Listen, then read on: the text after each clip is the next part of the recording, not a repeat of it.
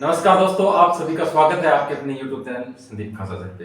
दोस्तों आज हम एक सीरीज स्टार्ट कर रहे हैं और प्रीवियस ईयर क्वेश्चन और नए क्वेश्चन भी रहेंगे, करंट अफेयर के क्वेश्चन भी रहेंगे। तो ये सीरीज लगातार हमारी चलती रहेगी और जो शॉर्ट वीडियो मैंने आपके लिए सीरीज स्टार्ट किया वो शॉर्ट वीडियो में हमारी हर रोज 1 या 2 वीडियो आती रहेगी। तो आज हम जो प्रीवियस ईयर क्वेश्चन है उसमें से एक क्वेश्चन के अनेकों क्वेश्चन करेंगे। तो आज के पहले क्वेश्चन की ओर चलते हैं। सबसे पहले बेहतरीन क्वेश्चन रहेगा, आप देखना एक बार भी, ऐसे क्वेश्चन आपने पहले ना तो कभी पढ़े हैं और आने वाले एग्जाम में उम्मीद है भाई ये क्वेश्चन आएंगे। तो पहला क्वेश्चन क्या रहेगा, 24 फरवरी 1739 को करनाल का युद्ध हुआ जो नादिर शाह और मोहम्मद शाह रंगीला के बीच हुआ, जिसमें नादिर शाह विजयी हुआ। इस युद्ध में रेवाड़ी का कौन सा शासक था जो मुगल सेना की ओर से लड़ते हुए वीरगति को प्राप्त हुआ।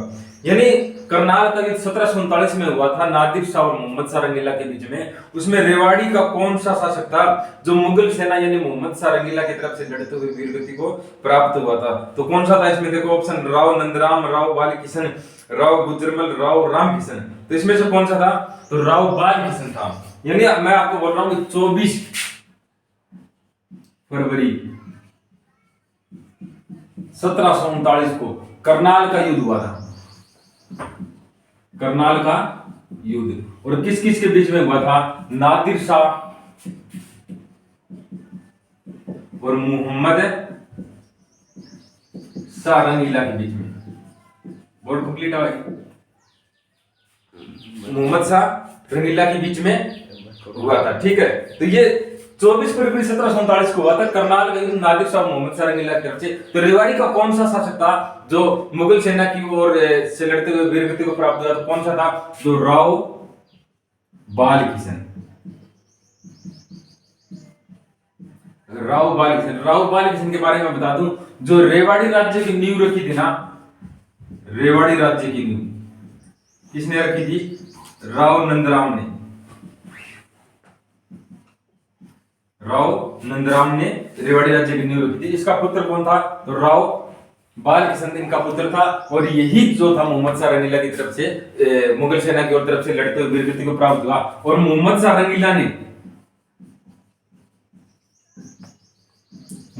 रंगीला ने इसे कौन सी उपाधि दी थी, राव बाल किशन को, तो इनको उपाधि दी थी शेर बच्चा शमशेर बहादुर। शेर बच्चा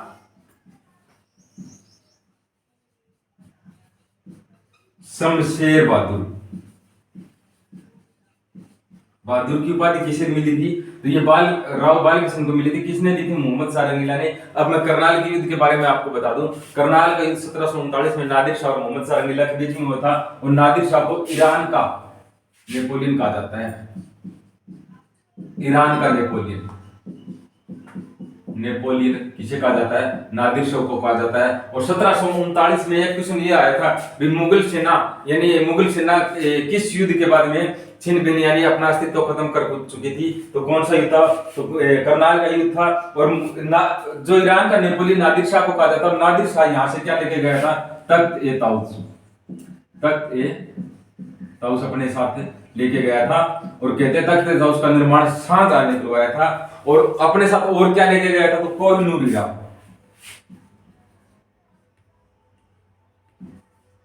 कोहिनूर हीरा अपने साथ कौन लेके गया था, तो मोहम्मद शाह रंगीला लेके गया था अपने साथ। और भारत का नेपोलियन राजा किसे कहा जाता है, तो समुद्रगुप्त को।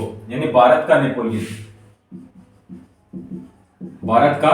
नेपोलियन किसे कहा जाता है, समुद्रगुप्त को कहा जाता है। समुद्रगुप्त, भारत का नेपोलियन समुद्रगुप्त को कहा जाता है। आज जो बच्चे कंटिन्यू ऐसे टेस्ट देना चाहता है हरियाणा जीके का, तो वो अपना एक टेलीग्राम ग्रुप है संदीप खासा सर, संदीप खासा सर।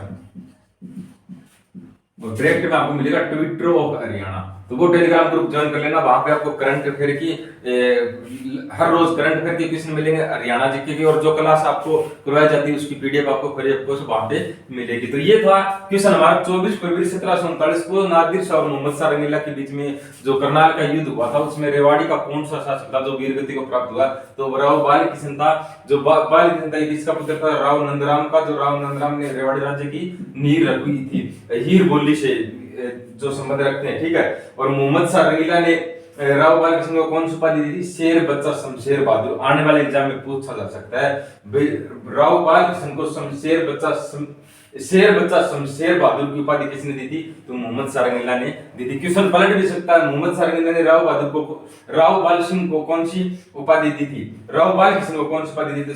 शेर बच्चा शमशेर बहादुर की उपाधि दी थी। बहुत ही बेहतरीन क्वेश्चन है। अगर आप सही तरीके से पढ़ते हो, सही तरीके से अटेम्प्ट करते हो, तो आपका सिलेक्शन कोई नहीं रोक सकता। नेक्स्ट क्वेश्चन की तरफ चलते हैं। नेक्स्ट क्वेश्चन कौन सा है? अगर गणराज्य के 9 सिक्के रोजर्स महोदय को हरियाणा में कहां से प्राप्त हुए? यानी अगर गणराज्य यानी अग्रवा के आसपास का जो क्षेत्र था वो किसके लिए था? अगर गणराज्य बोला जाता है तो इसके जो 9 सिक्के है रोजर्स महोदय को कहां से प्राप्त हुए? अगर गणराज्य के जो 9 सिक्के वो किसको, यानी अगर गणराज्य के 9 सिक्के रोजर्स महोदय को कहां से प्राप्त हुए? ये 9 सिक्के कहां से प्राप्त हुए? तो ये क्वेश्चन पूछा गया था एक बार भी।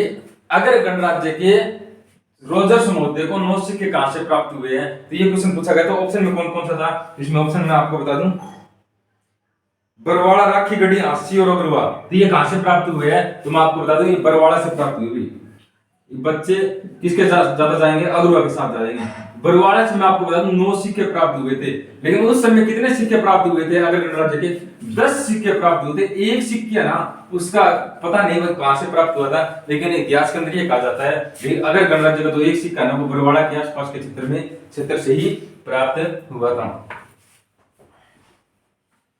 तो 9 सिक्के वो कहां रखे गए हैं, ये क्वेश्चन भी पूछा जा सकता है। तो ब्रिटिश संग्रहालय में, ब्रिटिश संग्रहालय में।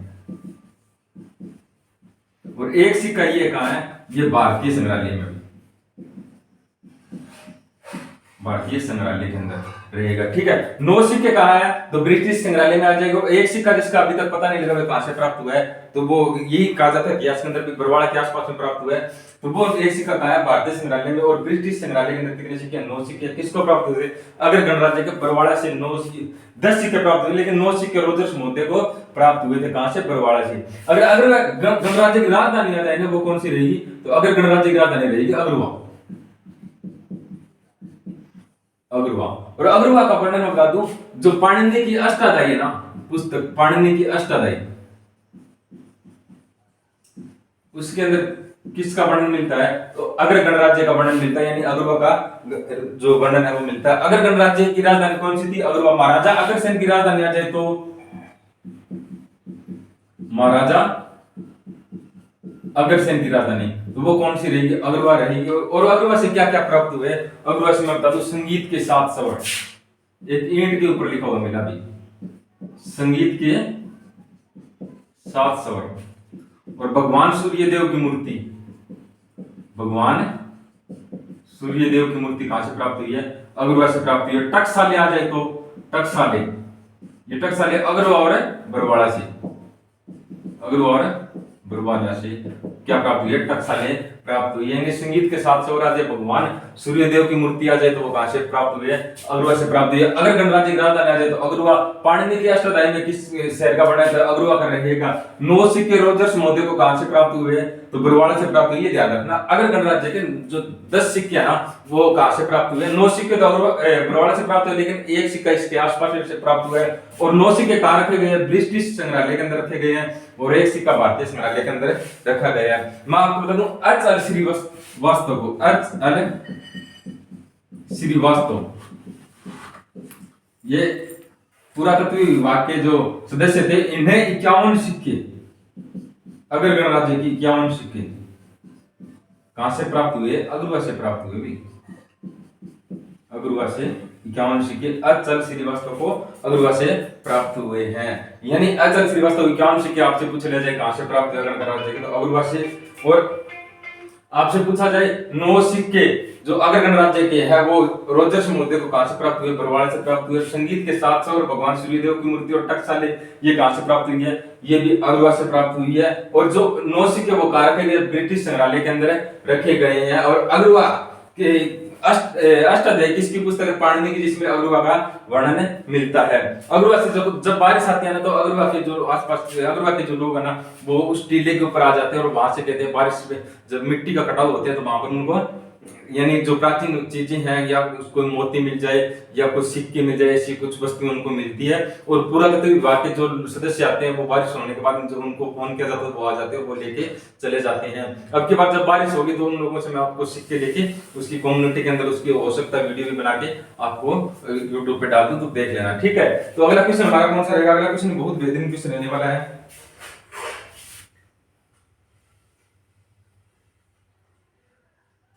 अगला क्वेश्चन है भाई, सबसे अधिक संस्कृत विद्वानों का निर्माण करने वाला शेखावटी ब्रह्मचार्य आश्रम किस जिले के अंदर है?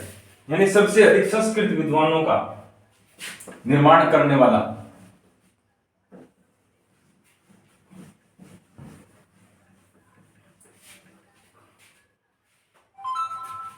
सबसे अधिक संस्कृत विद्वानों का निर्माण करने वाला शेखावटी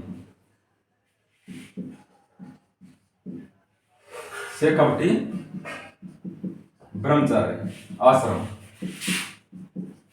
तो ये किस शहर के अंदर रहेगा? किस जिले के अंदर है? भिवानी, सोनीपत, कुरुक्षेत्र और कैथल। तो ये कहां पे रहेगा? ये भिवानी के अंदर रहेगा भाई। सबसे अधिक संस्कृत विद्वान बनाने वाला शेखावटी ब्रह्मचार्य आश्रम किस जिले के अंदर रहेगा? तो ये भिवानी जिले के अंदर रहेगा। भिवानी को वस्त्र नगरी भी कहा जाता है, वस्त्र नगरी, ठीक है। और मिनी क्यूबा, बॉक्सिंग का पावर हाउस, बॉक्सिंग का पावर हाउस, और हरियाणा का छोटा काशी, हरियाणा का छोटा काशी किसे कहा जाता है? तो ये भिवानी को कहा जाता है। मंदिरों की अधिकता के कारण अगर हरियाणा का छोटा काशी आ जाए भिवानी को, और नवग्रह कुंड के कारण अगर हरियाणा का छोटा काशी आ जाए तो वो किसको कहा जाएगा? कैथल को कहा जाएगा। वार ओ हिरोज, यानी वार ओ हिरोज किसे कहा जाता है? भिवानी को कहा जाता है। भिवानी से चौधरी बंसीलाल का संबंध भी किस जिले से है? चौधरी बंसीलाल का संबंध तो भिवानी से रहेगा।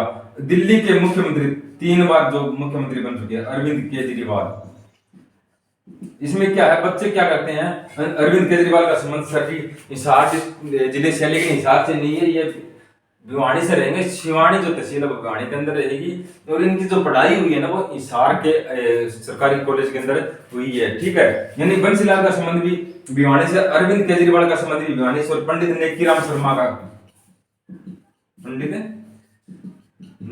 शर्मा का संबंध भी किस जिले से है? तो भिवानी जिले से रहेगा। किस क्वेश्चन क्या था? शेखावटी ब्रह्मचार्य आश्रम कहाँ रहेगा? तो ये भिवानी के अंदर रहेगा। नेक्स्ट क्वेश्चन देखते हैं। नेक्स्ट क्वेश्चन कौन सा है?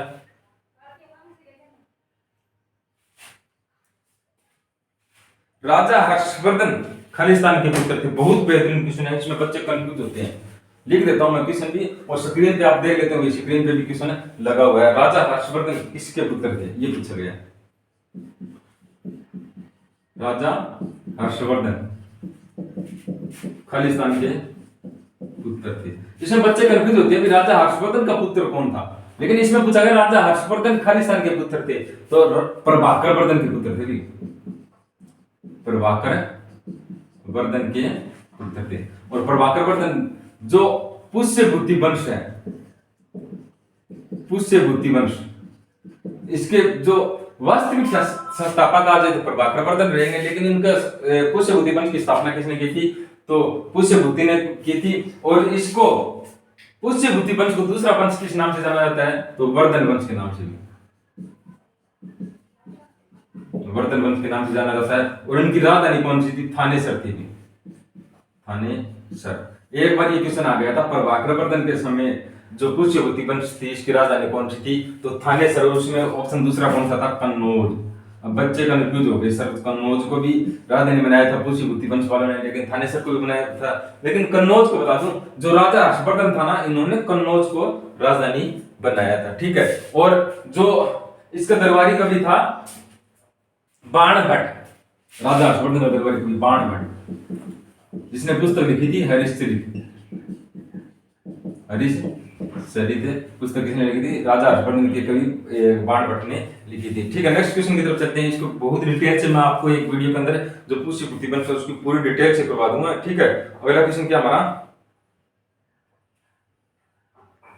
हरियाणा संवाद पत्रिका का संबंध किस विभाग से? हरियाणा संवाद पत्रिका का संबंध किस विभाग से?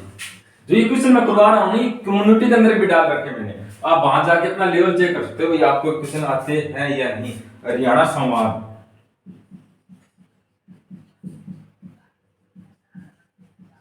पत्रिका का संबंध किस विभाग से है? तो ये इसका संबंध रहेगा, ऑप्शन देखो इसमें कौन से हैं? कृषि सूचना एवं लोक संपर्क विभाग, उद्योग और साहित्य अकादमी। तो सूचना एवं लोक संपर्क विभाग, सूचना एवं लोक संपर्क विभाग की पत्रिका कौन सी रहेगी? हरियाणा संवाद पत्रिका रहेगी। अगर आपसे पूछा जाए हरियाणा पंजाबी साहित्य अकादमी की पत्रिका, हरियाणा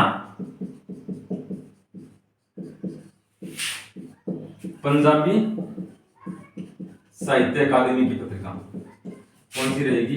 जिनकी रहेगी शपथ बूंद भी, शपथ बूंद रहेगी। अगर इसी तरह संस्कृत अकादमी की पत्रिका पूछी जाए तो संस्कृत अकादमी, तो इनकी रहेगी संस्कृत हरिप्रभा, हरिप्रभा रहेगी संस्कृत। अगर उर्दू अकादमी की पत्रिका पूछी जाए, हरियाणा उर्दू अकादमी की पत्रिका